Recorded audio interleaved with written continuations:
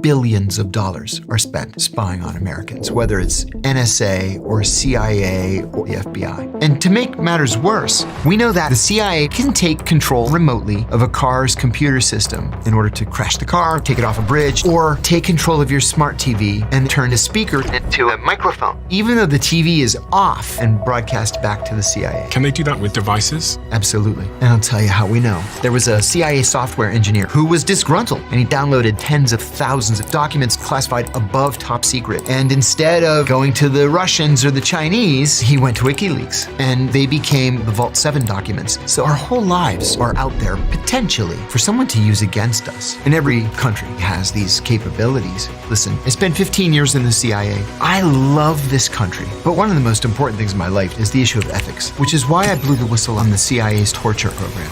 Because my superiors kept repeating that torture worked. But besides being illegal, immoral, unethical, it just wasn't true. And I would let them send me to prison again because it was the right thing to do. I mean, we know that they were experimenting on American citizens and spreading diseases in American cities. This is the stuff of movies. It is. And because you've been in this world that the average person really has no idea about, I have to ask you, who do you think is the real adversary of the West? What are you most concerned about in the world at the moment? And what about everything that's going on with Trump in Venezuela and Greenland? And then, do you think Jeffrey Epstein was a spy? Yes. Who do you think he was working for? The Israelis. Why?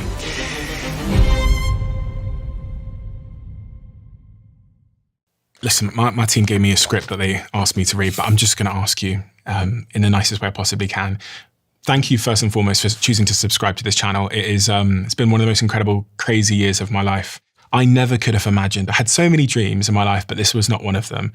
And the very fact that these conversations have resonated with you and you've given me so much feedback is something I will always be appreciative of. And I almost carry a weight, a sort of burden of responsibility to pay you back.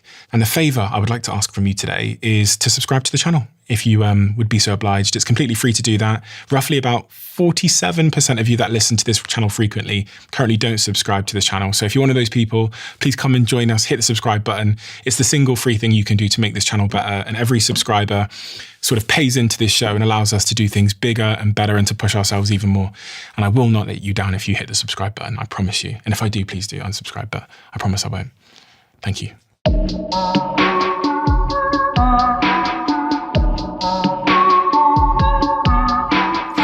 JOHN KIRIAKOU, the world knows your name. Why? Why does the world know your name? I can give you two answers. One, I'm proud to say that I blew the whistle on the CIA's torture program in a nationally televised interview with ABC News. The second reason is I blew the whistle a long time ago, and just in the past 18 months, I seem to have hit some sort of YouTube algorithm sweet spot, and all of a sudden, my message is getting out there. And you went to prison for blowing the whistle? I did, and I would do it again tomorrow. I really would. You know, I was giving an interview to the BBC the day after I got out of prison. They were the first outlet to ask for an interview, and so I gladly gave it to them. And the interviewer said, kind of perturbedly, "You're not showing any remorse or contrition?" And I said, "No, I'm not remorseful. I'm not contrite. I would do it again. I would let them send me to prison again because it was the right thing to do." And you were a spy in the CIA? Yeah, I was quite an accomplished spy in the CIA. I spent 15 years in the CIA. The first half of my career was in analysis, and I got bored, frankly. And so I made an unusual, at the time, change to counterterrorism operations. And then I was the chief of CIA counterterrorism operations in Pakistan after the 9/11 attacks. And if I'd never heard about the CIA before, and I had never heard about your role in the CIA before, and I was a 16-year-old. Right. How would you explain to me what you did there, what your role was, and what the CIA is? Sure. The CIA is an intelligence service whose job it is, at its most basic level, to recruit spies to steal secrets and to analyze those secrets so that the policymakers can make the best informed policy. After 9/11, We were expecting an attack, to use Osama bin Laden's words, that would dwarf 9/11.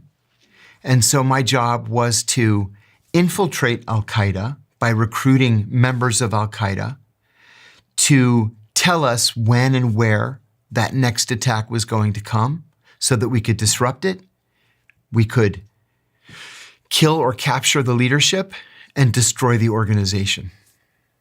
And give me a range of the things that you did during your time in the CIA, just for a very top-line range of the types of things you worked on. Oh, sure. As an analyst, it was actually quite straightforward. We would write for the president, the vice president, the secretaries of state and defense, and the national security advisor. And who were the presidents during that time? When I started, it was George H.W. Bush, the father. And then it was Bill Clinton, then George W. Bush. There are several different publications. There's the President's Daily Brief, which is the most important. I covered Iraq the entire time that I was in analysis, from well before most Americans had ever heard of Iraq. I was told actually that it was a training account because nothing ever happened there, nothing ever changed, and then Iraq invaded Kuwait. The next day, I got to the office early. I was 25 years old, 26 years old, and my boss said, "Don't take your jacket off, we're going to the White House." I had never been to the White House before, except as a tourist. And so we got in a car, went to the White House, were ushered into the Oval Office. It's the president, the vice president, the national security advisor, the director of the CIA, my boss, and me. And then we all sit down. The president tells us, sit down. We sit down and the president says, "Well, now what do we do?" And everybody turns and looks at me. And it took me a second. And I said, yes. I said, "Mr. President, as you know, Iraqi troops crossed the border at 2 o'clock this morning. The royal family has run away to Saudi Arabia. They've named a new occupation governor, et cetera, et cetera. Do we know who that is?" I said, "Yes, sir." I gave him the name. And I said, "Actually, he's the co-founder of the Popular Front for the Liberation of Palestine." The vice president shouts, "Jesus Christ!" And then the president says, "Gentlemen, thank you. We'll take it from here." And I remember saying to myself, my friends would never believe in 1,000 years what I was doing right now. They wouldn't even believe me if I told them. That's what an analyst does. When I switched to operations, again, the job was very straightforward. It was to recruit spies to steal secrets. But then if you're involved in counterterrorism operations, there are a lot of extras that you have to be trained in. So you go through the normal spy training. This is how you ingratiate yourself. It's something called the asset acquisition cycle. Spot, assess, develop, recruit. I meet you at a cocktail party. You seem like a nice guy. I introduce myself. I ask, "So what do you do for a living?"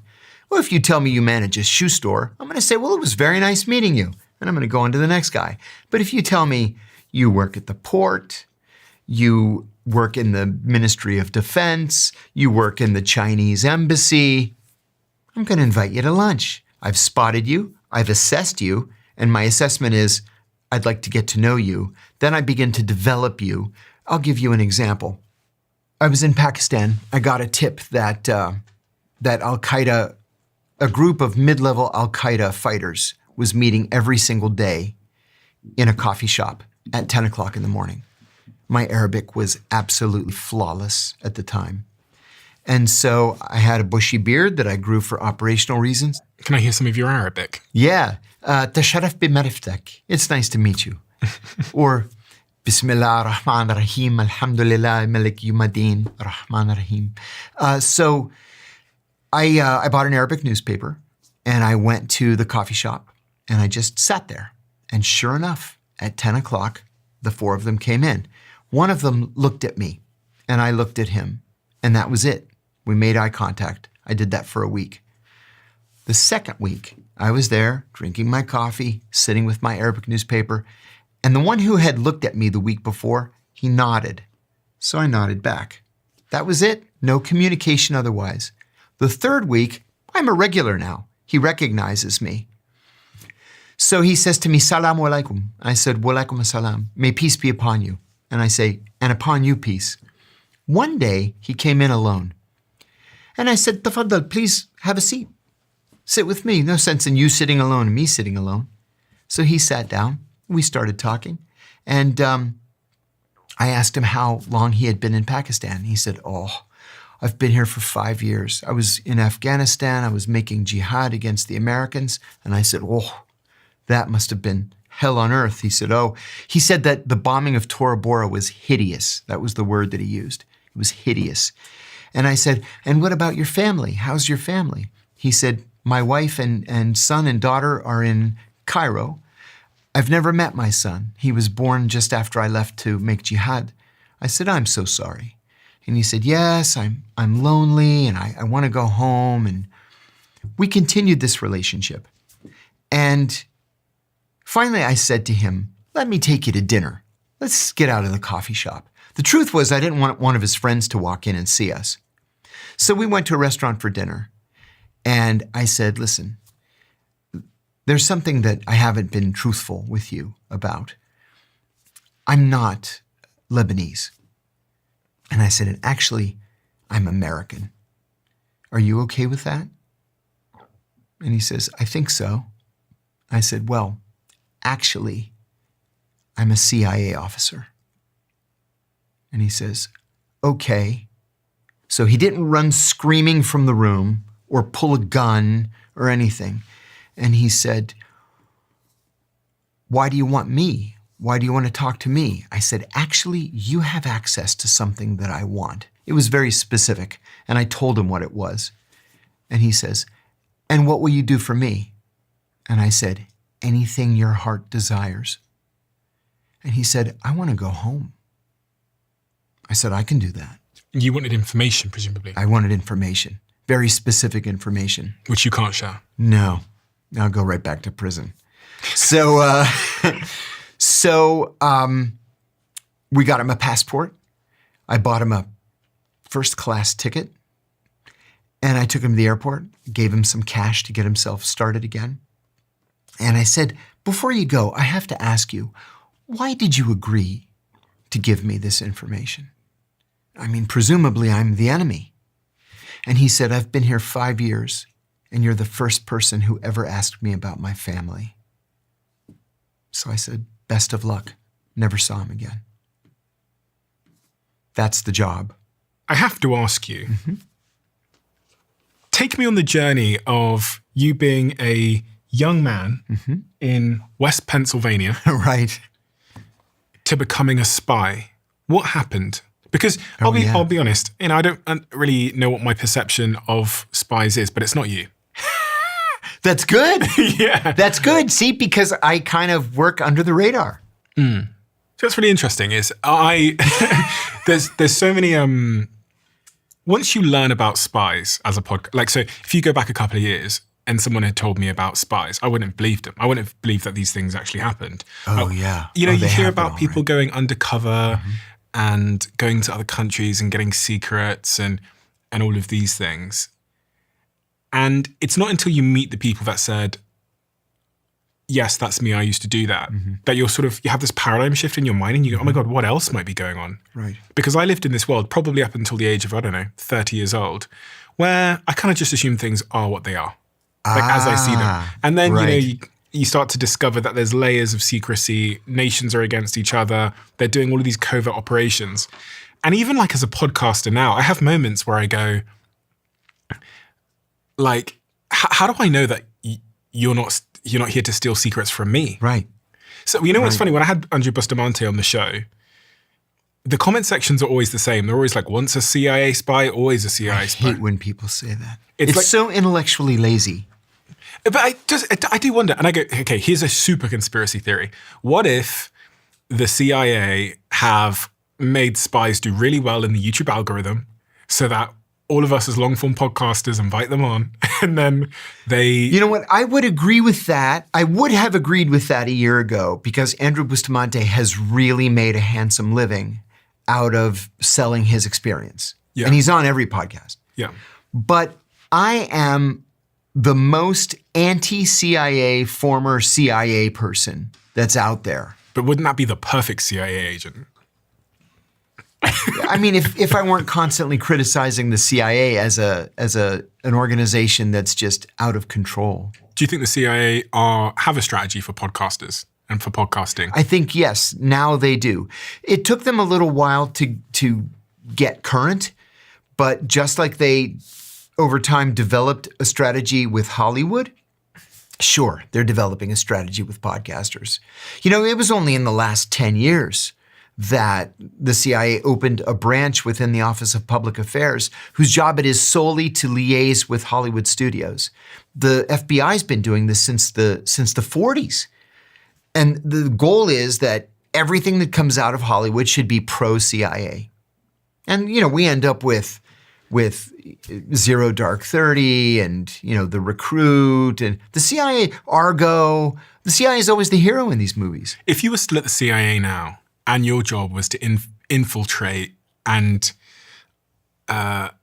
use creators or podcasters as an asset for the CIA's objectives, how might you design that plan if we were just hypothesizing? You would have to have a goal that would be specific enough that you could actually track the progress to it. So you can't just say, well, I'm going to pay this podcaster X amount of money and we're going to do something with the algorithm to make him vastly popular among men, you know, 18 to 30, let's say. There's got to be more to it than that. It has to be a message. You've got to be able to get a specific, well-honed message out there. And the message can be anything. It could be, you know, love the CIA, we're the good guys. It could be support the overthrow of the Iranian government. It could be, you know, any criticism of Benjamin Netanyahu is anti-Semitism. It could be anything you want it to be. You just have to make sure that it's repeated enough. See, this was the danger with the torture program. This is one of the very important reasons that I went public when I did, because my colleagues, my superiors at the CIA kept repeating this lie over and over and over again that torture worked and that torture got us information that saved American lives. And that was just simply not true. It was a lie. Besides being illegal, immoral, unethical, it just wasn't true. And so I decided, before we go down this road anymore, I'm going to go public. So can you take me back then? We got a little bit sidetracked there, but sure. John, how did you come to be a CIA spy? When I was 9 years old, I told my parents that I wanted to be a spy when I grew up. It came time to apply for college, and I only applied at one university, George Washington University in Washington, because it was 2 blocks from the White House, and it was one of only 3 schools in America that offered a Middle Eastern Studies program. I was one of only 4 people in that brand new Middle Eastern Studies program. I stayed for a master's degree in legislative affairs with a focus on foreign policy analysis. I was taking a class in that program called The Psychology of Leadership. It was taught by an eminent psychiatrist named Dr. Gerald Post. And he gave us an assignment one day where we had to shadow our bosses. We had to just follow our bosses for a week. Your bosses? Yeah, I worked at a labor union called the United Food and Commercial Workers Union. And so we were just supposed to follow our boss around for a week and then write a psychological profile. I used dozens of, footnotes from psychology texts. And I ended up saying that he was a sociopath with psychopathic and possibly violent tendencies. And, I had these citations. I passed the paper in. Dr. Post gives it back to me a week later, gave me an A, and then he wrote, "Please see me after class."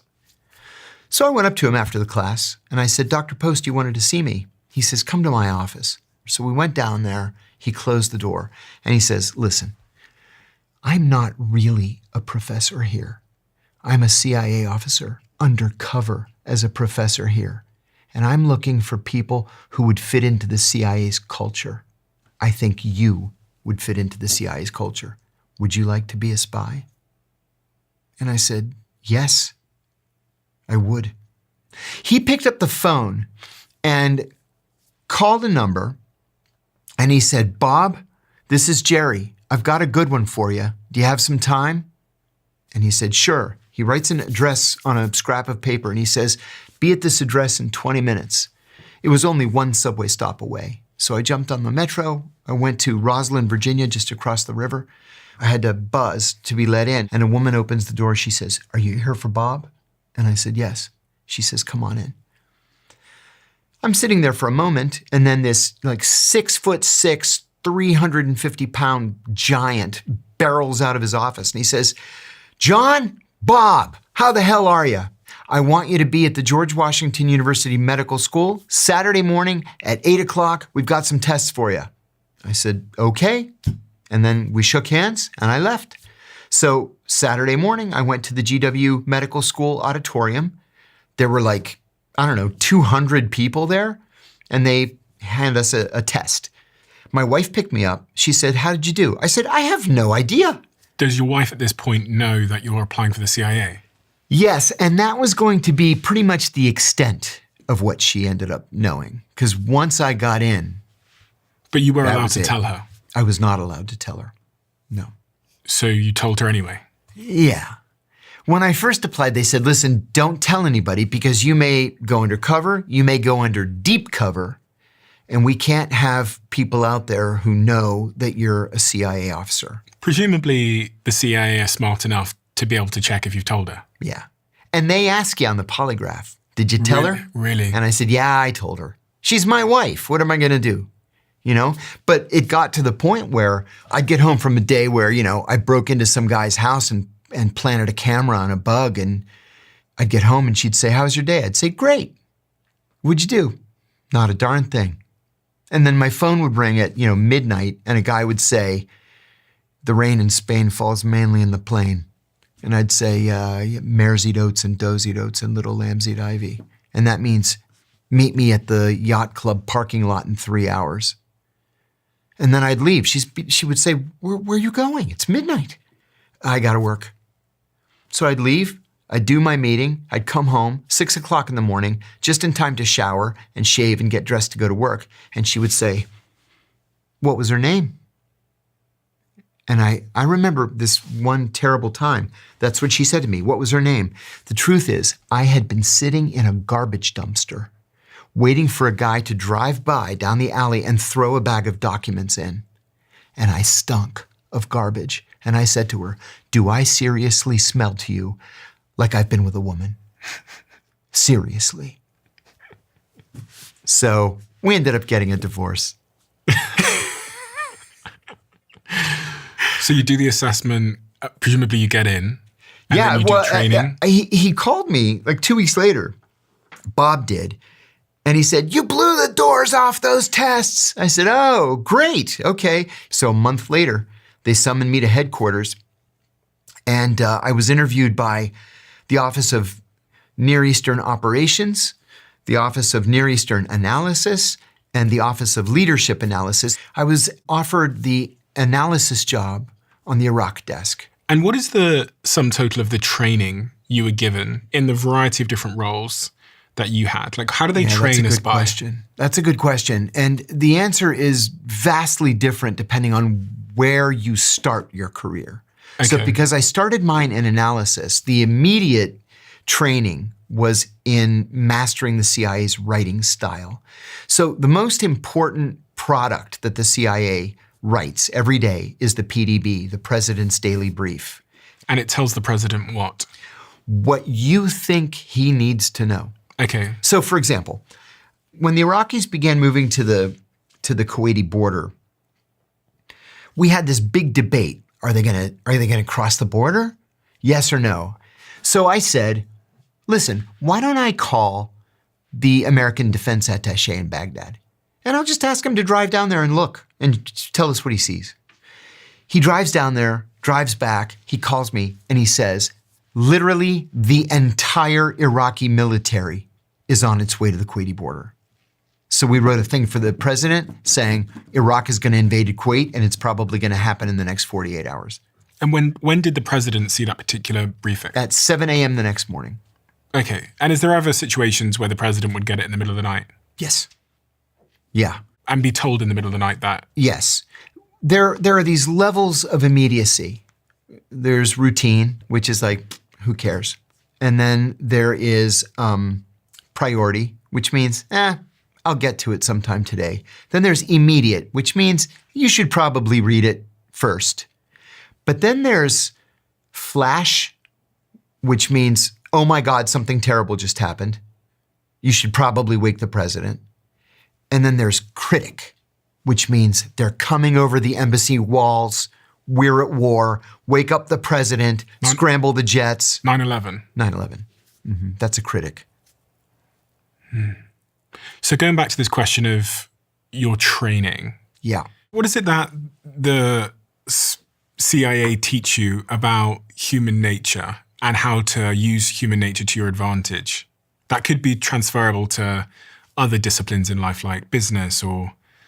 Well, this is going to sound not very nice, but it's real life. It's everyday life, especially in business. The CIA actively seeks to hire people who have what they call sociopathic tendencies. Not sociopaths. Sociopaths have no conscience. They'll just blow right through a polygraph exam. But they're impossible to corral. They're impossible to keep under rein. And it's because they're not able, their brains won't allow them to feel regret or remorse. Now, in business, most CEOs are sociopaths. Most, not all, but most, especially in big companies, because they claw their way to the top, usually on the backs of the people around them. They don't feel bad screwing the next guy to get that next promotion. The CIA wants people like that because those are the people who are going to break into a foreign embassy. A normal person would not advocate breaking into a foreign embassy. That's sovereign territory of a foreign country. I would. I'd be glad to do it. Why? Because we're the good guys. So do you have sociopathic tendencies? Absolutely. And what are your sociopathic tendencies? My sociopathic tendency was to operate in legal, moral, and ethical gray areas. Specifically. That's what it was. I'm really curious about what we can learn about human nature from someone whose job was to meet strangers and to get them to basically, sometimes, to turn against their own country. Mm-hmm. Like, I'm really interested in, and I think it's informative because so many of us, when we think about what good leadership is or what good sales man or womanship is, mm-hmm. It seems like there's transferables. I guess for some people it's family. I guess for some people it's something else. That hook that you're talking about, that thing that gets them. And the word that they use at the CIA for the hook is a vulnerability. And it's not really a vulnerability in every case. Now, 95%, studies have been done about this internally at the CIA, 95% of the people who agree to become spies for us do it for the money, right? It's a simple cash transaction. You give me money, I'll give you secrets. 95%. So you telling me that you think human motivation is 95% driven by money? Yes. Really? Yes. The rest was love and family, ideology, revenge, and excitement. You're going to get a handful of people who are hooked on James Bond movies, and they will do it. I mean, you're going to pay them anyway, but they will do it just for the adrenaline rush. It's interesting because when I look at this list of things and I compare it to business, I would say it's slightly different from my experience of hiring people, specifically of hiring people. I tend to think that, one would ask themselves, like, why would someone leave a company right now like, I don't know, OpenAI and go work at a startup? They're going to get paid way more at OpenAI. You've got this equity and these grants, but people are en masse doing that. And even when I think about the early days of Google, people left the big conglomerates that would pay them more, and they went and worked for Larry and Sergey, getting paid way less, right? But to be involved in something small, scrappy, exciting. And so this is what I think about when I sit, probably I've had thousands of people in my life now across my businesses. And money is a factor, but it doesn't tend to be the biggest factor. It tends to be, in my experience, there's a particular hero's journey in their mind that they want to be seen through. They want to complete. You know, there's a particular way that they see themselves and they want to fulfill that. Oh, I could get that. I work with a very, very tiny startup right now called IV Cyber. And it focuses on privacy software, you know, things like, you know, scrambling your data so it can't be intercepted, that sort of thing. And I've participated in a couple of pitches to angel investors. And they all say exactly the same thing that you did. And this is why I was confused when I heard that money was 95%, because I just think, especially in the work that, I don't know, especially in the work that you do, I would assume. But look at it this way. I think this would explain the discrepancy. You're comparing people who are making a life versus people who are betraying their country. True. And what's interesting as well is in those examples that you've given, money is actually a proxy to be able to take care of my family and to be able to, you know, fulfill my ideology and maybe to get excitement and revenge. Do you know what I'm saying? So even Absolutely, that guy that yes. wanted the plane ticket so he could fly home, yeah, he could have, the money could have got him home if you just given him. Sure. The reason why he wanted to go home was because his family. His family. That was it. What's the extent of the things that the CIA can get as a incentive for someone to turn against their nation to give secrets? Quite literally anything you can imagine. Even if it's against the law? Well, like, they're not going to get like drugs or, you know, child prostitutes or, no, not stuff like that. What if someone said, I want you to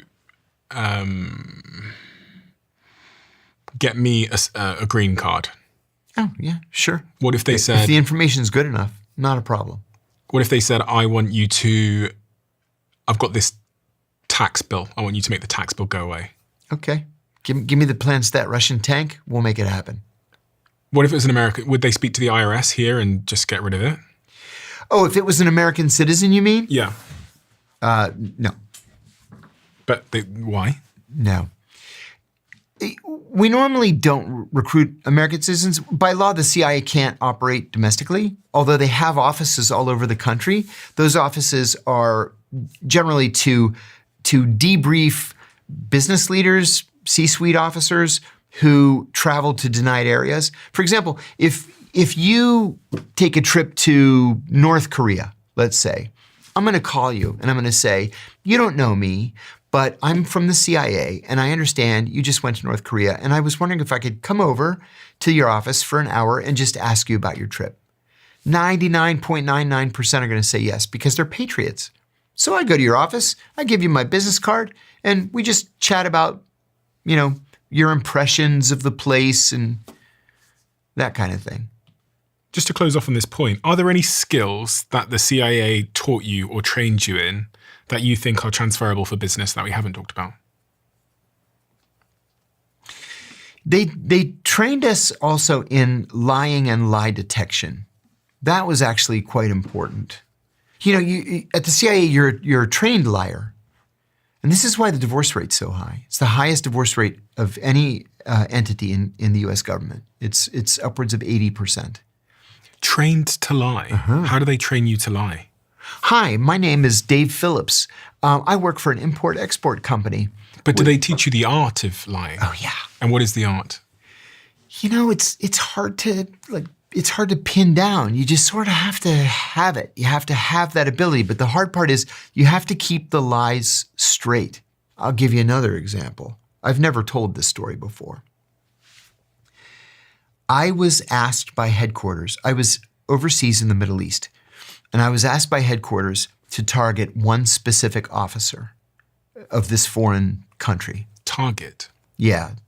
Hi, how are you? Okay. Oh, we've never met. I'm John. So nice to meet you. Let me take you to lunch. He had access to information that we really needed. So they told me to accidentally bump into him.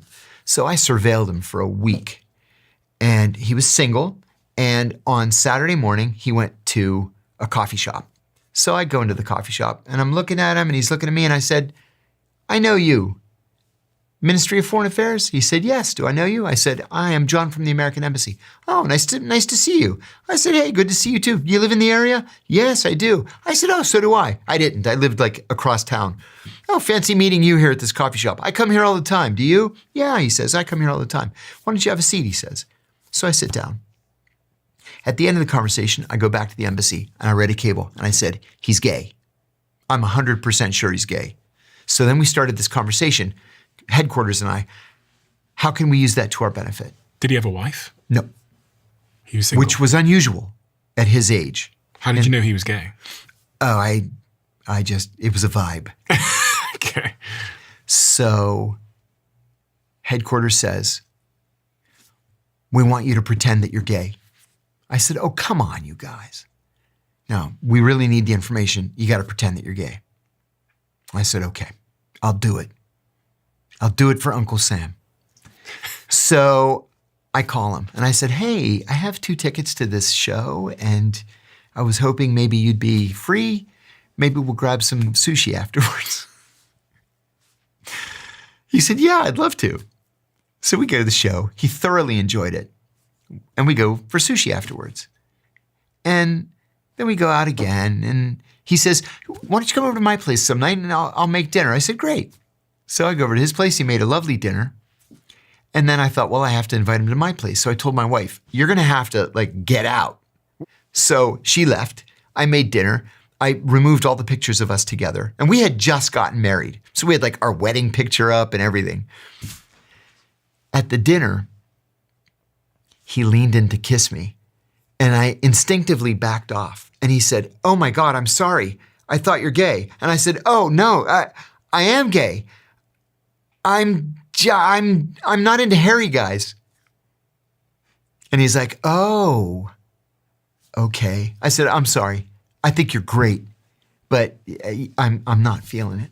You didn't kiss him? No. So we remained friends. And in the end, he gave me the information because we were friends. And then he opened up. He's like, I can't tell anybody I'm gay. They suspect I am. And they passed me over for promotion. And my boss asked me, is there something in your personal life that you're not telling me? He knows I'm gay.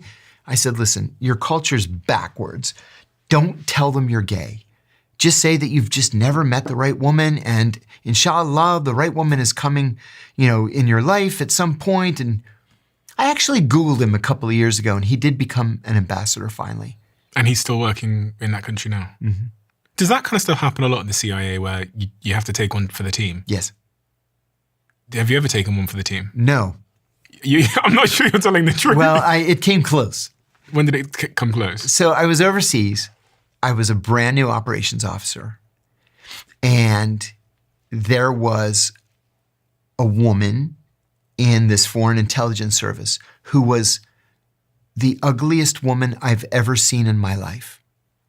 You want to avert your eyes. She came off the side of Notre Dame. She was a stone gargoyle with a giant mole right here with a giant hair coming out of it. That kind of ugly. So I took her to lunch and she was very nice. And then I thought I did something kind of gutsy by CIA standards because it was early on in our relationship. I invited her to go to lunch on a Saturday. Now, as a rule, the people in this country were not allowed to socialize with us privately. It had to be their whole office, or several of them together. So I asked her just to meet me privately for lunch on Saturday. Don't tell anybody. So she was someone from the Middle East? Yes. And she agreed. And I was like, oh my God. She said yes. And I ran back to the office. I was like, she said yes to a lunch on Saturday alone. And my boss says, okay, here's what I want you to do. I want you to fuck her. And I said, what? I said, have you ever seen her? And he said, I know, but we're the good guys and you're going to have to take one for the team. And I go, oh my God, I go, okay, I'll do it. And he says, no, you're not gonna fuck her. We don't do that. I said, well, I don't know. I just started this. I've never been an operations guy before. How am I supposed to know? He said, come on. He said, just develop her like a normal person. You don't have to fuck her. I said, oh my God, you almost gave me a heart attack. But they might not be mad if you did. So long as I reported it and I got the recruitment out of it. It wasn't illegal to, sleep with assets. Yeah, you're not supposed to sleep with assets. It has happened to a couple people I know. And they end up being pulled back to the United States. You have to sit in the penalty box if you do that. You're not supposed to do that. But yeah, it happens sometimes. So sextortion isn't a real thing? It can be. When I first got hired, one of the old timers told me the story about an Ayatollah that they were trying to recruit. And they set this Ayatollah up with a prostitute. And he had sex with this prostitute in a room where they had cameras everywhere. And so they bumped him afterwards. They bumped into him and said, hey, we have all these pictures. And they laid out the pictures of him, butt naked with this prostitute. And he said, yeah, give me that one an 8x10. Give me 2 5x7s of that one. How about some wallet size for this? He's like, get out of here. And he said, after that, we just stopped doing that. It doesn't work. When you recruit somebody, you really do need the relationship to be based on mutual trust. Not coercion or pressure or threatening threats. Somebody, it's not going to result in a productive relationship. The Russians do it, the Israelis do it, but most intelligence services around the world don't. Because you've been in this world, what is it that you know about the nature of the reality that we all live in that the average person really has no idea about? Do you know what I mean? Yeah. Because, going back to what I said earlier, 3 years ago, before I started doing all this podcast stuff and started interviewing people that had been involved in spy work and the CIA and all this, I was kind of like naive to the way that the world worked. I thought if I have a password on my device is secure. And I thought that, Right. all these kind of just simple things. But what is it that you know about the nature of reality that most people don't? Well, I guess it's a couple of things. John Kennedy called the CIA the best and the brightest. And we're not. We're just average people. And we're not as smart as we think we are. We're not as worldly as we think we are. We've pretty much missed every major global development since 1947, from the rise of the Berlin Wall to the fall of the Berlin Wall to the fall of the Soviet Union to the Suez Crisis and the Iran hostage crisis and 9/11 and everything else. We missed it. We're really good at day-to-day, updates for the president. We're really good at recruiting minor hangers-on around terrorist groups, but the big picture items, we're just not good at it, number one. Number two, until 9/11, it was against the law, like in stone, to spy on Americans. And now billions of dollars are spent spying on Americans, whether it's NSA or CIA or FBI or intelligence community contractors. Nothing is secret. Nothing. And to make matters worse, let's say maybe you did do something that law enforcement might be interested in. They don't need a warrant anymore. They don't need to go to a judge and say, well, we have reason to believe, blah, blah, blah. All they have to do is just buy your metadata because it's for sale. Just go to the carrier. Just buy it. They don't need a judge's order to do that. It's all out there. We've made ourselves vulnerable. All of our lives are out there, whether it's on Facebook or X or Insta or whatever. If they really want to get you, they're going to get you, which reminds me of a book written by Dr. Harvey Silverglate. He's a professor of law at Harvard, and it's called 3 Felonies a Day. And he argues in this book that we are so over-criminalized, so over-regulated in this country that the average American on the average day going about his or her normal business commits 3 felonies every day. You may not mean to, but you do every day. So if they decide they want you, they don't like your politics, they can get your metadata, they can go through that metadata, find crimes that they can charge you with, and ruin your life. and there's nothing you can do to protect yourself. To some extent, they did that to you. Yeah, they did. They did that to me. Because you spoke out about a torture program that was happening in the CIA. Yeah, John Brennan wrote a letter to Eric Holder and said, charge him with espionage. And Holder wrote back. Eric Holder was the Attorney General. Holder wrote back and said, my people don't think he committed espionage. And John Brennan wrote back to Holder and said, charge him anyway and make him defend himself. So they arrested me and charged me with 5 felonies, including 3 counts of espionage. Espionage can be a death penalty case. Charged me with espionage. They waited until I went bankrupt 10 months later with $2 million in legal fees. And then they dropped the espionage charges. And they said, we can re-add the espionage charges, or you can take a plea to this lesser charge. What are you going to do? Roll the dice, knowing that the government wins 98.2% of its cases, according to ProPublica? Or do you just take the deal and make it go away? And that's what I did. And you got roughly 2 years in jail. Yeah, I ended up doing 23 months. And for anyone that doesn't know, this was because at some point in your career, you spoke out about torture programs that were happening in Guantanamo Bay and elsewhere. Yeah, and at secret prisons that the CIA had set up around the world, right? And going back up to the top of my question here, I'm really trying to speak to Jane, Dave, who's listening to this right now. Sure. They have a normal life. Yep. They're not really aware that spies exist and the extent of the work they do. They kind of assume that everything they see and people they interact with are normal, and they think their devices and everything else is secure. What message do you have for them, a word of warning or caution about the reality? Yeah, that's a good question. Eliot Spitzer, the former governor of New York, when he was Attorney General of New York, he said, don't nod when you can motion. Don't speak when you can nod. And don't ever put anything in a text message. At the CIA on our very first day, they told us not to ever say or do anything that we would be ashamed to see on the front page of the Washington Post. I took that seriously. The truth of the matter is, because of technology the way it is today, our whole lives are out there potentially for someone to see, for someone to use against us. So be careful what you say, be careful what you write, even in jest, because it can be taken out of context to target you. And what about digital security? You talked about the fact that it's possible for these forces, and not just the US, but other countries, to be able to hack and crack your devices and see anything on your devices. I think we will go around assuming that our devices are secure. They're not secure at all. At all. It's not just, NSA, CIA, FBI that you have to worry about. It's the British, the French, the Germans, the Canadians, the Australians, the New Zealanders, the Russians, the Chinese, the Israelis, the Iranians.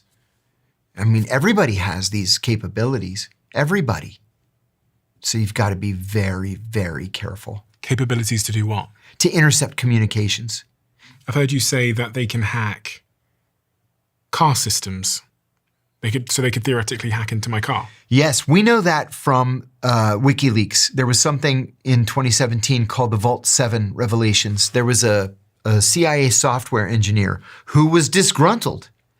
And instead of going to the Russians or the Chinese, he went to WikiLeaks. And he downloaded thousands, tens of thousands of pages of documents classified above top secret. And they became what WikiLeaks called the Vault 7 documents. So they included things like the CIA, for example, will hack into, let's say, the Iranian Ministry of Interior computer system. But they'll leave little electronic clues, all written in Cyrillic. Cyrillic is what? The Cyrillic is the alphabet, the Russian alphabet. Oh, okay. Yep. Or they can take control of your smart TV remotely, and they can make the speaker turn into a microphone. So even though the TV is off, it can still hear everything that's being said in the room and broadcast back to the CIA. Can they do that Ingenious. with devices? Do they? Oh, they could do that. When I first got hired, they were able to do that. So they could be doing that right now with my totally. My iPad. Yeah. Absolutely, yes. That's old technology. And then the thing about the car, this was revelatory. They can take control, again, remotely, of a car's computer system in order to, in order to kill you. Crash the car. Crash the car, take it off a bridge, take it into a tree. Sure. Do you know something I've noticed? Most commercial teams aren't tested by their targets. They're tested by the weight of the admin that comes with every client. All the follow-ups, all the meetings, all the notes, the timelines that never ever stop. These were a constant source of friction in my commercial team until I introduced our sponsor, Pipedrive. If you're not familiar, Pipedrive is a simple but powerful sales CRM that gives you visibility on any deals through a sales pipeline. It also automates a lot of the tedious, repetitive, and time-consuming tasks that come with the sales process. I've used it across my investments for almost a decade now, even when I was at Social Chain, and it's so effective in part because it's customizable. We've been able to tailor it for different teams depending on how they work. Pipedrive also scales with your business, and you can also link it to over 500 different apps. It is hands down my favorite CRM tool. Try it right now for free for 30 days, no credit card or payment required, just using my link below, or you can go to pipedrive.com/CEO to get started. That's pipedrive.com/CEO. So many of us are pursuing passive forms of income and to build side businesses in order to help us cover our bills. And that opportunity is here with our sponsor, Stan, a business that I co-own. It is the platform that can help you take full advantage of your own financial situation. Stan enables you to work for yourself. It makes selling digital products, courses, memberships, and more simple products more scalable and easier to do. You can turn your ideas into income and get the support to grow whatever you're building. And we've just launched Dare to Dream. It's for those who are ready to make the shift from thinking to building, from planning to actually doing the thing. It's about seeing that dream in your head and knowing exactly what it takes to bring it to life. Enter to win $100,000 for your dream. All you have to do is share what it is. Learn more at daretodream.stan.store. I've heard you talk about sleeper agents before. Yes. What is a sleeper agent? Yeah, the Russians are very good with sleeper agents. We Americans don't have, no other country that we know of uses sleeper agents. A sleeper agent is someone who is taken virtually from birth and trained to be of another nationality. For example, let's say you're born in Russia, and from the age of 2, they take you from your family with your family's acquiescence, and they take you to an American-style town that they've built out in the hinterland in Russia.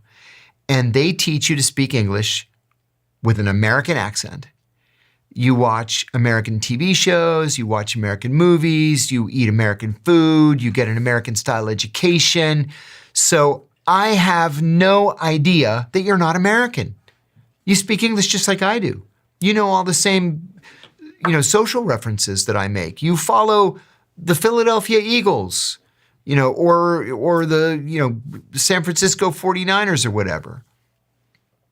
And then they send you to the United States with a fake ID. What they'll do is they'll go through, I was born in 1964, so they'll go through death records from 1964 and they'll look for deaths where the person was only a day or two old.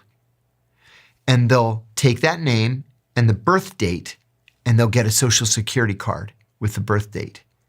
And then they'll use the Social Security card to get you a passport, an American passport. So you come here on your American passport, everything's legit. Now your name is, Bob Smith, which was really that baby's name that died. And you get a job, let's say, as a travel agent. And you may work as a travel agent for 20 years and never hear from them, but then they'll activate you and they'll say, we want you to go take care of this target over here. Kill him. Yeah. Or we want you to get a job at the Defense Department and give us everything that you can steal. Whatever. There's a woman in my neighborhood who was outed as a sleeper about a year ago. She was an elementary school teacher. and they grabbed her, and they ended up trading her back to the Russians for 2 Americans. So they're out there. I interviewed a sleeper, a former sleeper, on my own podcast a couple of weeks ago. He was from the East German Intelligence Service, and he was raised as an American and sent to New York. He got a job, I forget doing what, like restaurant supply company or something like that. And he got married and he had a daughter. And he told me, as soon as I looked at her face the day she was born, I realized this life wasn't for me anymore. So they sent him an activation. What they do is they'll send you a radio message, and he didn't respond to it. And he told me he was on the subway one day. He's just standing there holding the strap. And this guy came up to him, and the guy grabs the strap next to him and whispers in his ear, "If you don't report back, I have to kill you." And so he ran straight to the FBI field office in New York. And he said, "I'm an East German sleeper, and I want to turn myself in." And he became a prolific source for the FBI. So he was taken as a young person. Yes. What was his story? Yeah, taken as a young person, sent to Russia to become American. Mm-hmm. They set him up with this phony identity. Mm-hmm. And then after he had gone through all the training, he came over here young. He was like 20 or 22 and did this for 25 years. And then he said as soon as his daughter was born, he was like, wow, this is what life is for, not being a sleeper. Do you think the average person listening to this conversation right now is interacting in their life at this exact moment in time with someone who is involved in espionage, spying, the CIA, or some international equivalent? Probably not. Because they're mostly focused, foreign intelligence officers are going to be spread out all over America. If a listener of this podcast is working in a defense company, a defense contractor, anywhere in America, then my answer is yes. Yes, you're probably encountering espionage of some sort or somebody committing espionage, whether it's Russian, Chinese, or Israeli. They're the 3 biggest ones that go after us. In Washington, I mean, foreign spies, there could be as many as 10,000 in Washington. I remember my first wife, she was teaching ballet at a small private school, and one of the students there, they were all like 4, 5, and 6 years old. One of the students there, her father was a Belgian diplomat. And so we would sit and talk, and oh, aren't the kids talented? And oh, this is so much fun. They look so cute in their little tutus. And then I went to work one day, and as I was walking in, he was walking in. And I said, "Oh, come on, Peter." And he's like, "I thought you were a spy." And I said, "I actually didn't think you were a spy." And he was just going for a liaison meeting. And we had a good chuckle about it. And I said, "Listen, don't tell anybody, right?" Right, sorry. So I'm trying to figure out how many spies do you think there are in the United States? If you think about foreign spies, domestic spies, people that are basically undercover. Including Americans, you mean? Including Americans. The number of CIA employees is classified. The number of CIA employees undercover is actually even more highly classified. I can give you a guesstimate. But also, Russia, China. Yeah, 50 to 60,000 altogether. 50 or 60,000 in the United States. Mm-hmm. So by a couple of degrees of separation, if you know 100 people. Yeah, you're probably going to know one. Sure. You said there's probably about 50,000 in the United States. So I've just done some quick math on my notepad here, which means that in order to know one, you'd need to meet 6,600 people. Okay. Because the US population is roughly 330 million people. That's right. And then I did some other maths and did some research, and I asked, the question I was trying to figure out is how many people does the average person meet a year? And it's roughly about 3,000 to 10,000 people. So Theoretically. So the chances are good. Every year, statistically, according to my napkin math, you're meeting one of these undercover spies. One a year. There it is. Now, that number I gave you is, I'm lumping like all CIA people and all foreign intelligence officers in the United States. Interesting. But again, if you work for an American defense company, Northrop Grumman, Lockheed Martin, Boeing, any of them, your chances of encountering a foreign intelligence officer are even money. Can't you, as a spy with the United States, ask the United States to give you loads of money? Like, can't you say, oh, you really want me to go do that? Can I have $1 million? Because you're potentially giving away a lot of money to other people. Oh my God, giving away like unlimited amounts of money. Because your budget when you were a spy, how much was it? After 9/11, it was unlimited. What does that mean? It means you can basically give away as much money as you need to. If I approach somebody and he says, I can give you this terrorist, I want 10 million. I'm like, done. What was the most you ever gave in 10 million. You gave someone 10 million? For what? Abu Zubaydah. Who's Abu Zubaydah? We believed that Abu Zubaydah was the number 3 in Al-Qaeda. He wasn't the number 3, but he was a very bad guy. I led the raids that captured Abu Zubaydah in Pakistan, Faisalabad, Pakistan, in March of 2002.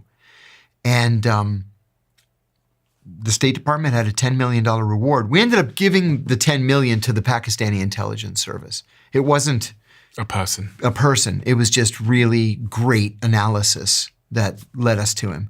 But there were others in the so-called war on terror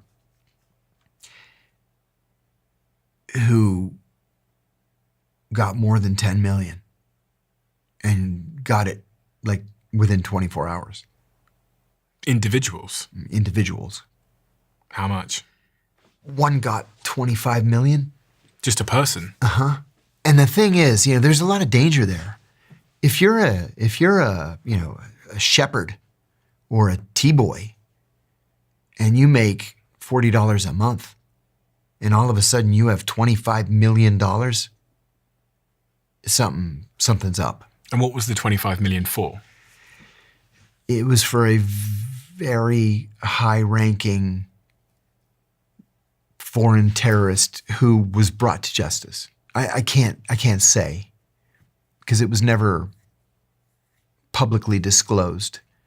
But what we would have to do in a situation like that is we would have to tell the source, you can't live here anymore. Pick a country, and that's going to be home from now on. And then we go to that country and say, hey, can you do us a solid? We've got this guy who, he really came through, and he's not going to be a burden on your economy. Because he's got $25 million. Mm-hmm. Which country did he pick? Oh, I can't tell you that. He wanted to stay in the region. He wasn't willing to move to the United States, for example. Because we're happy to take him. You're welcome to come to the United States. He's like, absolutely not. He went to Dubai. I would. Yeah, with the tax code. Interesting.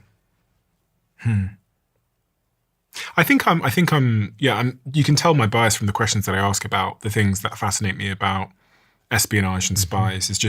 It's their understanding of human nature and what motivates us and the psychology of humans that you can learn from spies and the nature of human beings, I guess. Right. And also, I guess the other thing that really fascinates me is just, I've had so many mind-blowing moments where I've learned just how fragile the reality that I believe is.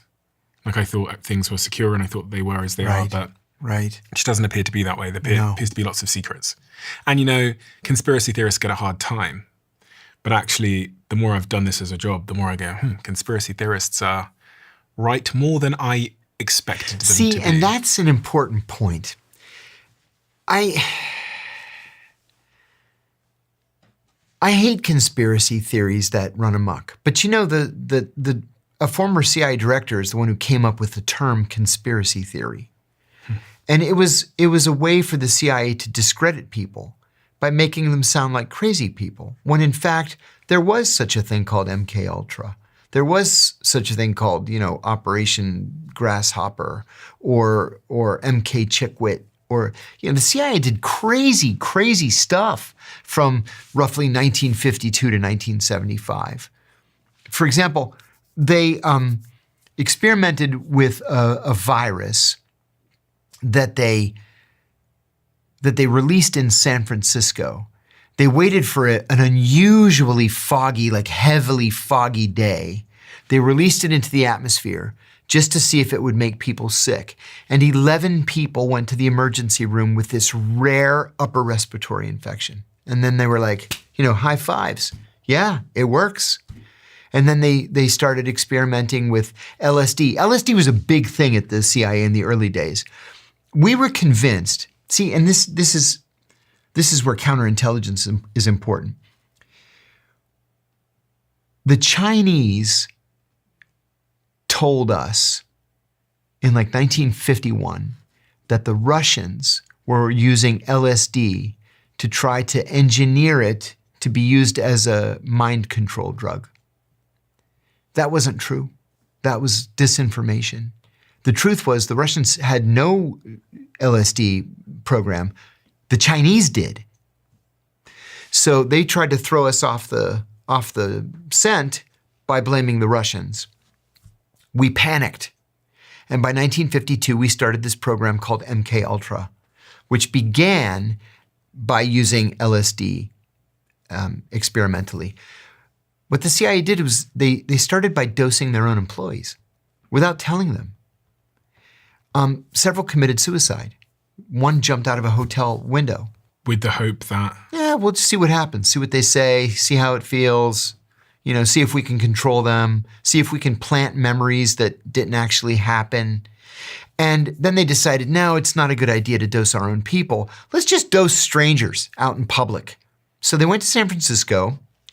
They rented a safe house and they hired prostitutes to go out on the street, pick up Johns, bring them back to the safe house. Johns, people who hire prostitutes, men who hire prostitutes.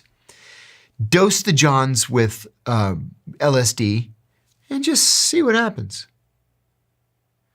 But, these are like serious crimes you're committing against people. Just reading about it here, it says, under Operation Midnight Climax. Mm-hmm. Interesting name. Operation Midnight Climax. That's right. The CIA paid sex workers to lure men to safe houses where agents drugged them and then watched them through one-way mirrors and recorded their behavior. Exactly. They tried to erase their personality. Nice, huh? The goal was often to break and rebuild the human mind. In 1973, the CIA director ordered mass destruction of the MK Ultra files. What we know comes from accidentally surviving documents, meaning this is a sanitized version. That day, he testified before the church committee. The church committee specifically told him, do not destroy any documents. He went back that afternoon to the CIA and said, destroy everything.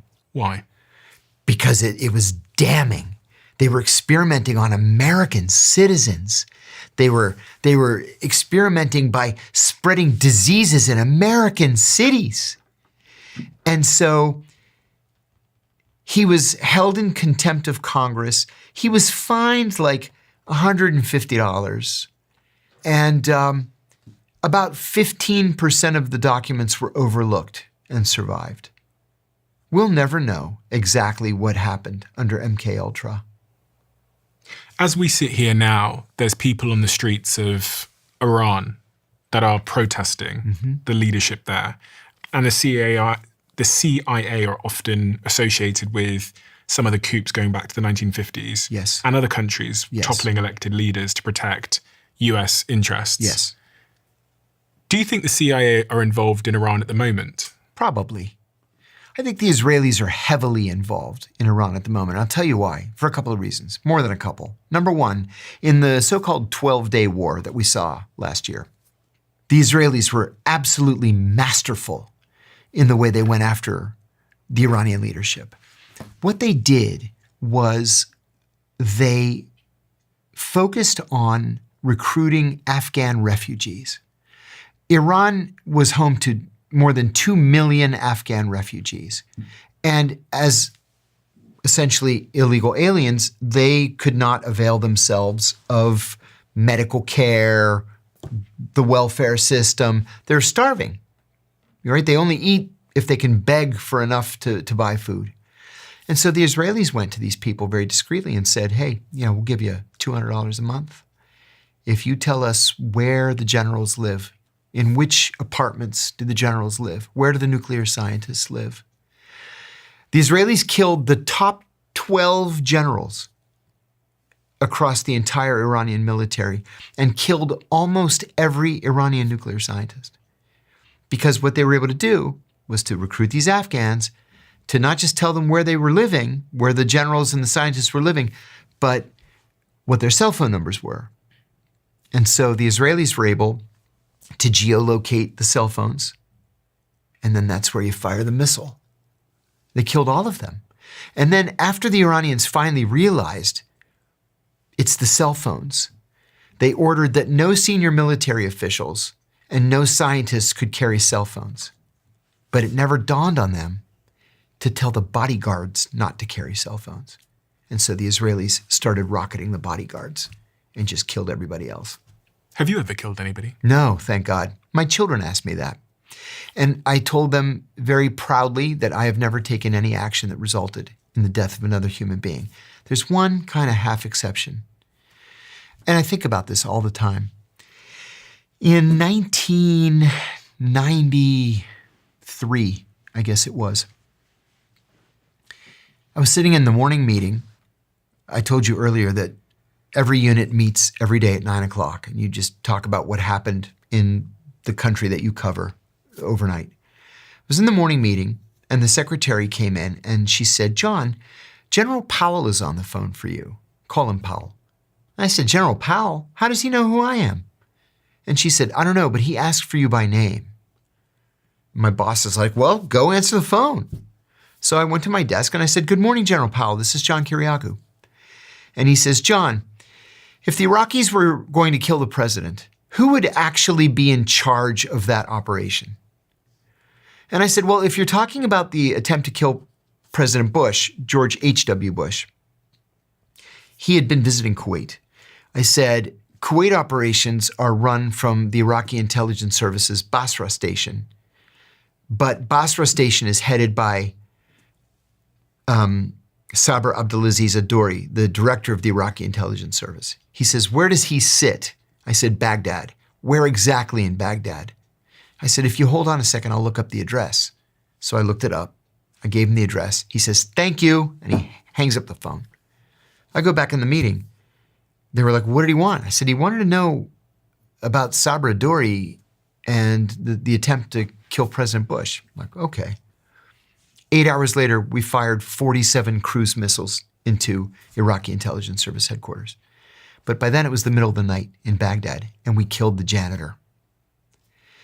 So the next day, I said to my boss, I killed that janitor. And he said, I knew you were going to say that. You didn't kill the janitor. You had no idea what Powell was going to do with the information. I said, I know, but I still feel guilty about it. Other than that, thank God, I never had to do it. I'm not sure how I would sleep at night. Do the US still assassinate people by the CIA? Absolutely, yes. When Barack Obama was president, John Brennan, in the first term, was the Deputy National Security Advisor for Counterterrorism, and he started something called the Tuesday Morning Kill List meeting. So it would be Brennan, it would be the National Security Council attorney, somebody from the CIA General Counsel's office, and a representative of the director of the Counterterrorism Center. And every Tuesday morning, they would meet at the White House, come up with a list of people to kill that week. The teams would fan out around the world, kill their targets, and then go back and meet next Tuesday morning. And are these world leaders or are they normal people? No, these are ground level terrorists. Okay, so it could be someone that appears to be a normal civilian but is doing something that they don't like. The law is pretty clear on this. It's supposed to be somebody who poses a clear and present danger to the United States, to an American citizen, or to an American installation. Which can be quite a vague brief. See, that's the thing. It sounds like it's clear. It's actually not at all clear. And when they get back from these missions, we just have to take their word for it. Which spy force around the world did you think was the most impressive? Oh, the Israelis. Really? Yeah, the Israelis have no rules. They'll kill anybody. What was it, 3 years ago? This pager operation? Oh, it was so fascinating. Good Lord, it was a work of genius. It is genius. It is. It was totally illegal. Totally illegal. But it was genius. The moving parts I didn't believe it was real. I had to I was like, there's no way that this is real. This is the stuff of movies. It is. For anyone that doesn't know, what was the story? Yeah, okay. So the Israelis knew that Hezbollah, the terrorist group Hezbollah from Lebanon, was communicating using pagers. They didn't want to use cell phones because they didn't want the Israelis to intercept their phone calls. And they thought, oh, pagers, those are safe. So the Israelis bought a company in Hungary, I think it was, that made pagers. And they got Hezbollah to order the pagers from this company. They were able to insert explosives in the pagers. And the pagers went to Taiwan, and from Taiwan to Thailand, and then from Thailand to, I forget where, Syria, I guess, and then from Syria to Lebanon. And so what the Israelis did was they were able to activate the explosives in all the pagers simultaneously. Killing people? They killed everybody of any import in Hezbollah. They essentially decapitated Hezbollah. And then the ones they didn't kill in that operation, they bombed the apartment buildings where they lived. See, this is the thing too about the Israelis. If they want to kill you, they won't just do a close-in hit. They'll blow up the entire city block where you live. They'll kill 1,000 people just to get you. And they don't care. And then they say, what are you going to do about it? You're going to go to the International Court of Justice? Do they really do this? Yeah. Uh-huh. Did you ever interact with them? Yes. And how did you find them to be? Miserable. My very first briefing that I ever gave as a junior analyst was to the Israelis. My boss said, okay, he says, you're going to give your first classified liaison briefing. So it's going to be the Israelis, and there are a couple things you should know. I said, okay. He said, we don't allow the Israelis into the building. Ever. I said, why not? He said, because they spy on us. Not only do they spy on us, they would always bring gifts. Oh, we brought this wonderful gift for you. And every time somebody tries to bring something in, you have to x-ray it. And it's got listening devices, and it's packed with 2 years worth of batteries. We're like, you guys, you have to stop doing this. Every time you come here, you try to bug our conference rooms. It's bad form. You have to stop doing it. And then they're like, oh, okay. We knew you would find it. We're just kidding. Come on. So we have to meet them miles away from headquarters in a place that we rent. So he said, nothing over the secret level. No top secret information, just up to secret. I'm like, okay. So I go with a dozen analysts. And because I'm the junior most analyst, I've only been on the job at this point, I'm going to say 6 weeks or so, I went last. So the first analyst says, I'm the chief analyst, and this is my briefing. And then the next guy says, I'm the political analyst, and I'm the econ analyst, and I'm the military analyst, and I'm the oil analyst, and the tech analyst, and it comes to me.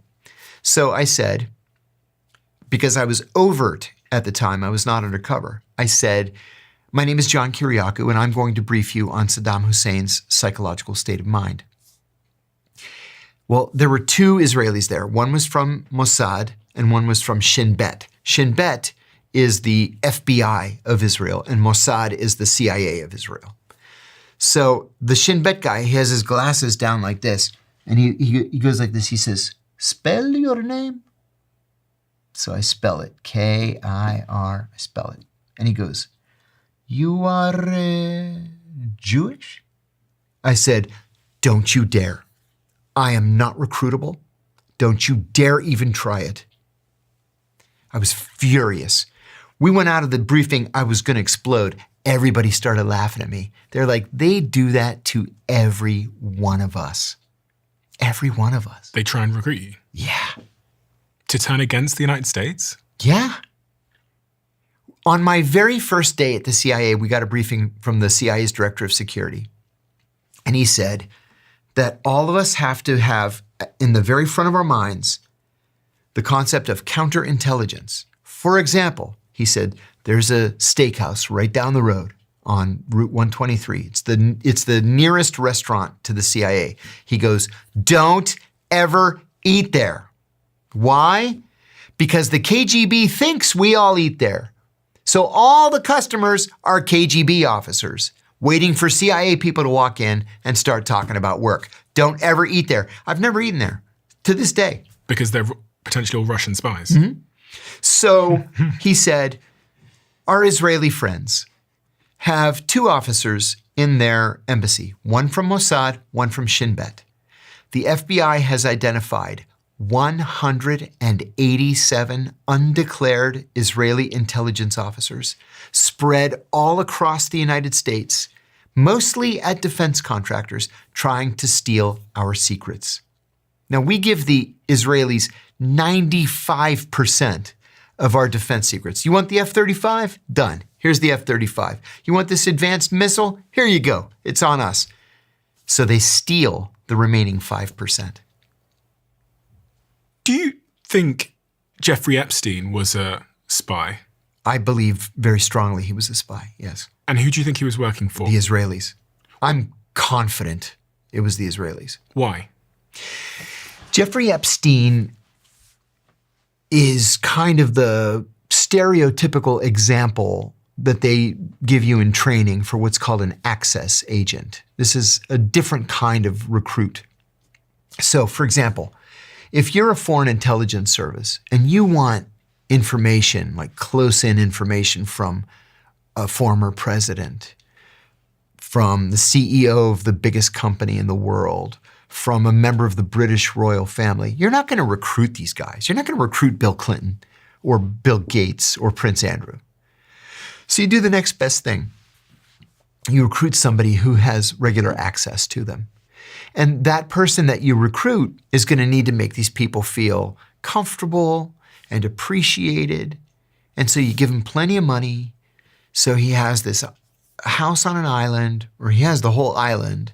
And maybe you bring in young girls, you get them in compromising positions, just in case you need to use what's called compromat, compromising pictures. We know now that Jeffrey Epstein's house on the island had video cameras, hidden video cameras in literally every room, including the bathrooms. Why? Why would he care what was going on unless it was to use that information against people? As I said, only the Israelis and the Russians use extortion as a motivator. So would they have made Jeffrey Epstein rich? Yeah. In order to give him that access? Yes. How could they have done that? Oh, that's easy. I mean, governments are the only ones really that can launder money unfettered. And you can also do it through real estate, through fine art, and through horses. Those are the 3 easiest ways to launder money today. Fine art, real estate, and racehorses. But presumably he would have spoken out at some point, no? He would have said something or? No, but it would explain why he got a sweetheart deal in 2006. I mean, this is a guy that's been convicted of child sex crimes. And he gets 6 months of house arrest with an ankle bracelet? We have mandatory minimums in this country. That's a 5-year mandatory minimum, first offense. He definitely had some interesting power, didn't he? Mm-hmm. Mm-hmm. And Alex Acosta, who was the prosecuting attorney at the time and then later became Secretary of Labor under Trump, Trump 1, Alex Acosta said that he was ordered by the Attorney General to give Epstein the sweetheart deal. Well, who's the only person that can order the Attorney General to do something? It's the president. So was it because Epstein was working on Clinton? Most of the people down there were Democrats? I mean, what was the reason? Maybe he was working for the US government. It's possible that he could have been doubled against the Israelis or others. Sure. Sure, that's possible. If you had to bet, what would you say? If you had to bet everything you have on either him being a spy or not a spy, yeah, what would you bet on? He was a spy. I feel very confident in that assessment. I debated Alan Dershowitz about this on the Piers Morgan show one time. It was Scott Horton and me who said that he was an Israeli spy. And it was Alan Dershowitz and General Danny Ayalon, the former head of Mossad. Ayalon was kind of into it in terms of having a fun time. He was just having a fun time with the conversation. He wasn't going to admit to anything. Dershowitz was Epstein's attorney. So I said that I believed Epstein was an Israeli spy. And Dershowitz interrupts me, like attorneys do. And he says, that is outrageous. If he had been a spy, he would have told me because I was his attorney and I could have gone to the White House and I could have gotten him a better sentence. And I said, wait a minute. You could have gone to the White House to say, go easy on Jeffrey Epstein because he's an Israeli spy collecting information from American politicians? If I were the president, I would have hung him from a tree. And then Piers Morgan said, General Ayalon, was he a spy? And he goes, who knows? Who knows? It's like, come on, man. Who do you think is the real adversary of the West? Because we often talk about it being Russia or... I think it's China. Why? What is it that we don't realize about China and their agenda? Oh, wow, so much. The Chinese are so good at what they do, and the Chinese are so patient. You know, in the United States, we don't have long-term timelines for anything. When we want something, we want it now. Is that in part because we have this 4-year election cycle? Yes, I believe that it is. The Chinese will plan for something 25 years down the road. Because they'll still be in power then. Mm-hmm. Yeah. And so, you know, they're really good at stealing technology. There are more Chinese PhD students in the hard sciences here in the United States than you can shake a stick at. They're everywhere. They're at every major university, and they're really, really smart. And then oftentimes they'll say, oh, you know, I've had such a great experience here. I'd like to stay in the United States. Yeah, I bet you would. I bet you would. So you can spy for China. Do you think that's happening? Every single day. You think that Chinese students are in America spying on behalf of China? Yes. Yes. How could you be so sure? I'm 1,000% sure. How could you be so sure? Because we frequently arrest them and then trade them for Americans who are in Chinese prisons. Yeah. And they're masquerading as students. Mm-hmm. PhD candidates, always in the hard sciences, always. So China are the long-term adversary. And what is it that China want? What is it they're doing? And what is the outcome? I think they want a couple of things. I think that on a more immediate basis, they want reunification with Taiwan. It's going to happen someday. Even the Taiwanese will tell you, yes, we're a part of China, but we're kind of not a part of China. We're not really independent, but we are kind of independent. Even American policy is that Taiwan is a part of China. And eventually, someday, they'll be reunited. Do you think with everything that's going on at the moment with Trump in Venezuela and Greenland, this is going to create cover for... Oh, I was hoping you would ask me a question like that.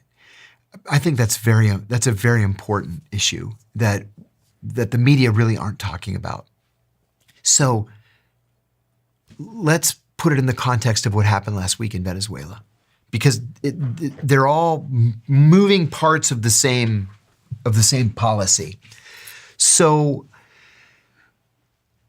we sent a Delta Force squad into Venezuela a week ago, and we snatched President Maduro, and he faces international narcotics trafficking charges in New York. Okay, some people are for that, some people are against it. Whether you're for it or against it, it's happened. There's nothing we can do about it now. But that operation may have inadvertently given the green light to something that both the Russians and the Chinese have long sought.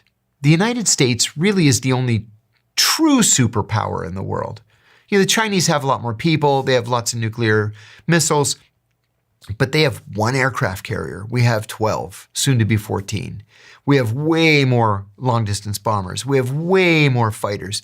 The Russians are bogged down in a war in Ukraine. They're winning the war, but they're bogged down nonetheless. So did this reinstitution of the Monroe Doctrine, saying that, you know, from 1814, that the Western Hemisphere is the territory of the United States, it's up to us to protect it from foreign powers. Well, in 1814, that meant the British Navy. We don't really need a Monroe Doctrine, and it's not up to us whether the Argentines want to have good relations with China, for example. We invoked the Monroe Doctrine in this operation to snatch Maduro. So does that mean then that if we have a sphere of influence that is the Western Hemisphere, that the Chinese have a sphere of influence that includes Taiwan, that the Russians have a sphere of influence that includes Ukraine? Because that's kind of what it seems. It looks like we've given the green light to both of those countries, and that we're conceding the fact that it's a unipolar world right now in favor of a multipolar world. Now, personally, I think a multipolar world is safer. What's a multipolar world? Multipolar world is where there's not just one superpower. There are 3 or more. So in terms of policy, this simple act of just sending a team in to grab Maduro has turned international diplomacy on its head. What do we do if the Chinese invade Taiwan? Do we really want to send American soldiers to fight and die for Taiwan? What do you think would happen if China tomorrow said, you know what, we're going to take Taiwan? You know what, honest to God, I think nothing would happen. I think we would rush to protect Australia, Japan, South Korea, the Philippines, Thailand. We'd rush to protect them. Why? Because they're major non-NATO allies. They're good friends, close friends. But in terms of going to Taiwan to fight Chinese soldiers, I can't imagine it. Trump told the New York Times that whether China moves on Taiwan is ultimately up to Chinese President Xi Jinping, not the USA, adding that he's told Xi he would be very unhappy if China changed the status quo. He claimed he doesn't think Xi will act while he's president. See, and that is actually what the long-term policy is. The long-term policy is, sure, someday, to be determined later, you guys can unify. Just don't do it while I'm here. Yeah, don't do it today. Maybe when Trump goes. God forbid. So going back to this point, you said they want Taiwan. What else do you think China want? Well, do they want to see the US fall? Yes, sure.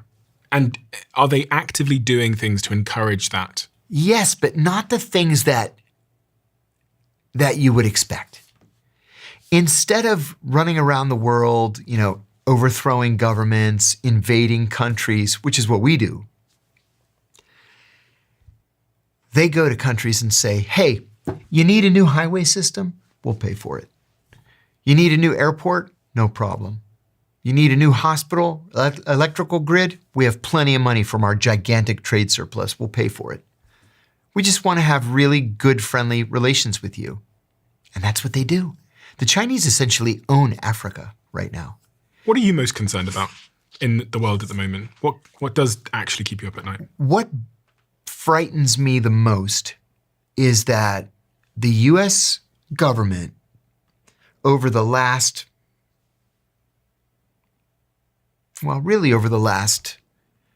50 years, or 55 years has so inflated its military budget that what we spend on the Pentagon is now more than the next 8 largest countries combined, right?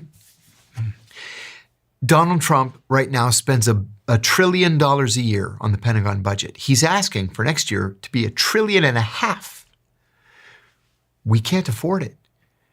Our interest on the national debt is now the 3rd largest expenditure in government between the Pentagon and Social Security, and then the interest on the debt. And why does this bother you? Because we're going bankrupt. And all the while, the Chinese are letting us spend ourselves into oblivion. The Chinese don't spend that kind of money. How come I can't have a bullet train that goes 400 miles an hour? How come I can't get to Chicago in 3 hours by train? You know? How come the airports in my country look like shit, and you go to Chinese airports and they're pristine with like the most amazing services and the best restaurants? How come Chinese roads don't have potholes? And in my town, it's like driving across Bosnia. It's because they decided not to spend their money on weapons. They spend it on infrastructure. Do you think that's likely, that the US could go bankrupt effectively? I do. Yeah, I do. We can't keep up this pace. It's not possible. We're going to have to raise taxes and cut the budget. What's the most important thing that we didn't talk about that we should have talked about, John? Ooh, that's a good question. One of the most important things in my life, to tell you the truth, is the issue of ethics. I love this country more than anything else in the world, and I want it to do the right thing. We're a country of laws, and we have to obey our laws, which is why I blew the whistle on the torture program. Who's not obeying the laws? Our government. In what way? We've gotten to the point, and it started around the year 2000 or 2001. We got to the point where if we want to do something, we just do it. Like what? In 1946, we passed something called the Federal Torture Act, which banned torture. Okay? Also in 1946, we executed Japanese soldiers who waterboarded American prisoners of war. That was a death penalty offense to waterboard someone. All right? In 1968, on January the 11th, 1968, the Washington Post ran a front page photograph of an American soldier waterboarding a North Vietnamese prisoner. When the picture ran, the Secretary of Defense, Robert McNamara, ordered an immediate investigation. That soldier was arrested, he was charged with torture, and he was sentenced to 20 years of hard labor at Leavenworth. And then in 2002, it's legal. We can do it. We can do it because we're the good guys. The law never changed. We changed. And my point was always, either we're going to be the good guys or we're not. Either we're going to be what Ronald Reagan called a shining city on a hill, or we're not. When I was stationed in Bahrain, I was the human rights officer. So I had to write the human rights report every year that we sent to Congress. Well, imagine if John goes in to see the Minister of Interior and I say, Your Highness, you cannot pick up a 15-year-old kid for marching in a peaceful pro-democracy demonstration and then murder him, beat him to death in the police station and call his parents to come and pick up the body. You can't do that. I have to report that to Congress, and you're going to lose your rights to buy American military hardware. But then the CIA station chief goes in an hour later and says, don't pay any attention to the human rights guy. I'll give you $10 million. If you set up a secret prison here, we're going to send you some prisoners. You torture them, and then you give us a write-up of everything they say during torture. Who's he going to listen to? Is he going to listen to me? Did that happen? Yes. He's not going to listen to me. If all of a sudden torture is legal just because we say it is, And then Congress is like, oh, we don't know anything because it's a secret program, so we can't talk about it. Do we still torture people? No. I am very proud to say that when the McCain-Feinstein anti-torture amendment was passed into law in December of 2014, John McCain got up on the floor of the Senate and said it was because of me, because of my revelations. He said, if I had not told the American people that the CIA was torturing prisoners in their name, we would never have known. That's why I say it was worth it. Do you think you should be pardoned by President Trump? I do. Have you written to him? I have to be careful with my language here. I applied. My name is in the system. I have very, very high-level supporters who have approached him personally, and I'm hopeful that it happens.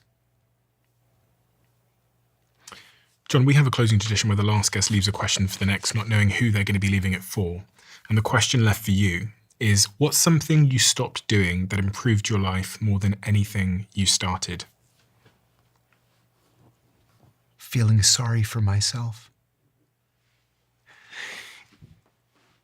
I'll be honest with you. I have struggled with depression my entire life. And after my second divorce,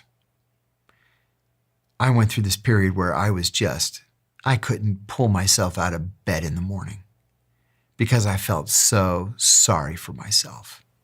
Because of the divorce, or because of your life, or because? The whole thing. I believed I was just a loser. I was in my 50s, unemployable, convicted felon, barely able to make ends meet, worried about where my rent was coming from one month to the next. And then I thought, fuck you. What's wrong with you? You don't have to answer to anybody. And I told myself no more feeling sorry for myself. I was going to go make a career on my own. And so I knew I would never work for government again. I knew I would never work in corporate America again. After I left the CIA, I was the head of the competitive intelligence practice at Deloitte & Touche, spying on Ernst & Young and PwC and IBM, and it was great fun. I'll never work in the corporate world again. So I decided I'm going to do what I'm good at. And I'm a terrific writer. And I'm told that I'm a gifted storyteller. So I'm going to write books. I have 2 syndicated newspaper columns that run in 212 small town papers around the country. I'm on TV all the time. I have 3 podcasts, deprogram every day on both YouTube and Rumble. Thanks for letting me plug them, by the way. Go ahead. Deep Focus on YouTube and on Apple Podcasts, JOHN KIRIAKOU's Dead Drop, which is just story after story after story. And now I make a perfectly great living. I'm in a long-term relationship with the woman I'm crazy about, and life is good. And it all started with that decision to stop feeling sorry for yourself. Yes. If people around me keep saying, you've done nothing wrong, you're a hero for what you did, and deep down, I would do it again, then why am I feeling sorry for myself? I'm right, they're wrong, they're criminals, so I'm just going to go on with my life. And that snapped me out of it. So don't feel sorry for yourself. Do something about it. Act. John, you are someone that is very good at storytelling. You are. You've written many books. I'm going to link all the books below. Oh, thank you. So many incredible books. I've got some of them here with me on the floor. I could go through all of them, but we'd need another couple of days. John, thank you. Thank you. Thank you so much for your incredible storytelling, your wisdom, but also just giving us a window into a world that most of us know nothing about, because there's so many lessons that I think are pertinent to all of our lives riddled amongst there. And I think, I hope you do get pardoned. Thank you. I hope so. I've got my fingers crossed. And when you do, hopefully we can come back again and have another conversation. I look forward to that. It's been such a pleasure. Pleasure's mine. Thanks for the invitation. This is something that I've made for you. I realize that the Diary of a CEO audience are strivers, whether it's in business or health. We all have big goals that we want to accomplish. And one of the things I've learned is that when you aim at the big goal, it can feel incredibly psychologically uncomfortable because it's kind of like being stood at the foot of Mount Everest and looking upwards.